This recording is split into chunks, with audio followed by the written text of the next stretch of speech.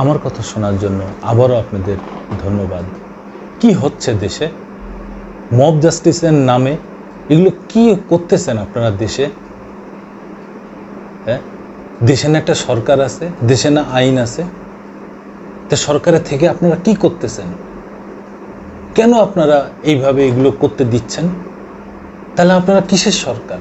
কেন সরকার? কিভাবে সরকার? যদি দেশের আইন শৃঙ্খলা ঠিকই না থাকে তাহলে আপনারা কেন সরকারে আছেন?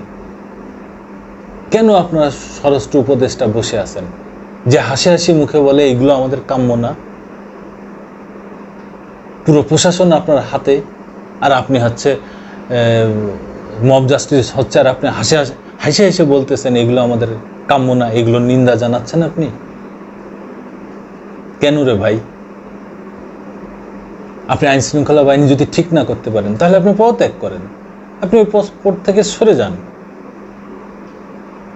যে আইন শৃঙ্খলা বাহিনী ঠিক করতে পারবে সেই নয় পোস্টে আসবে। কেন আপনারা ঠিক করতে পারছেন না?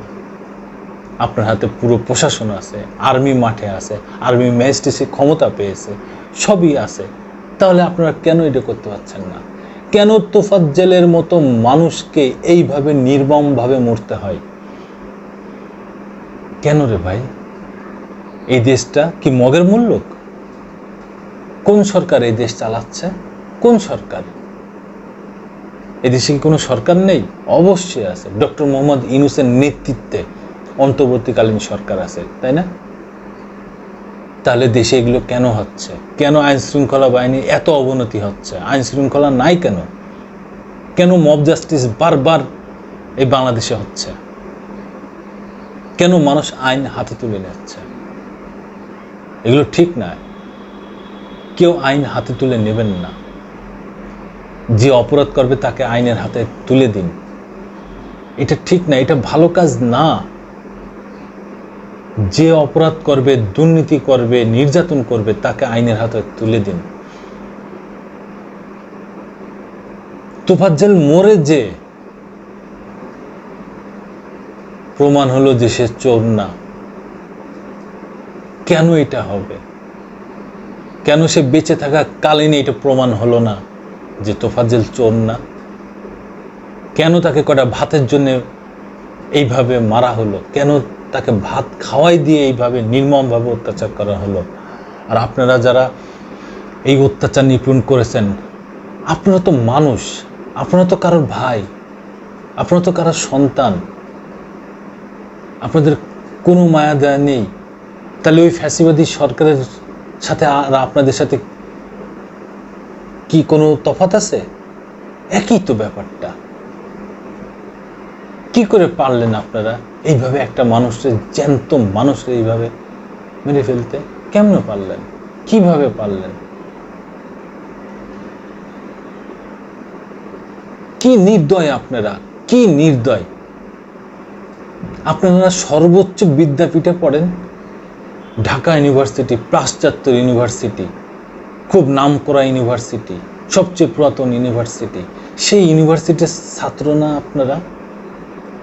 আপনাদের ভিতরে কি শিখতেছেন আপনারা পড়ালেখা করে? কি শিখতেছেন পড়ালেখা করে? কি শিখেছেন আপনারা? আপনাদের ভিতরে কোনো মায়া দেওয়া নেই, মহব্বত নেই, কোনো কিছু নেই। কি শিখেছেন আপনারা? মানুষের সাথে মানুষের কোনো সংবেদনশীল নেই, মানুষের প্রতি মানুষের মায়া নেই, মহব্বত নেই। তাহলে আপনারা এই বিদ্যাপীঠ থেকে, সর্বোচ্চ বিদ্যাপীঠ থেকে যখন বড় বড় সার্টিফিকেট নিয়ে আপনারা বাইরে বেরোবেন, সেই তো আপনারা সেই হিংস্রতাই থেকে যাবেন। আপনারা বিভিন্ন সেক্টরে এক একজন কাজ করবেন।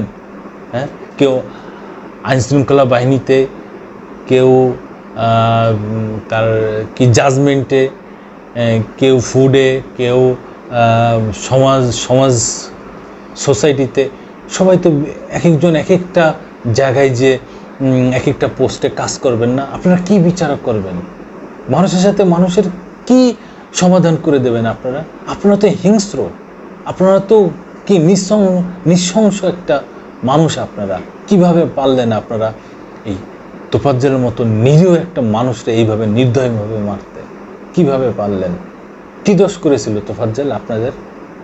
আপনাদের বাড়াবাতে ছাই দিছিল? আপনাদের ঘরবাড়ি কেড়ে নিয়েছিল? আপনাদের টাকা পয়সা কেড়ে নিয়েছিল? আপনাদের পরিবারের কারোর কি ও অন্যায় অত্যাচার করেছিল? কি করেছিল রে ভাই?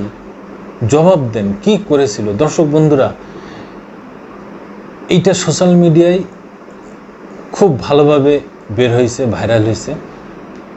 এই ছাত্রগুলা যারা তোফাজ্জল হত্যার সাথে জড়িত, তাদের চিনে রাখুন, দেখে রাখুন যে এরা কতটা নিষ্ঠুর, কতটা নির্দয়, কতটা অমানুষ। একে দেখে রাখেন, এদের কাছ থেকে সবসময় দূরে থাকবেন।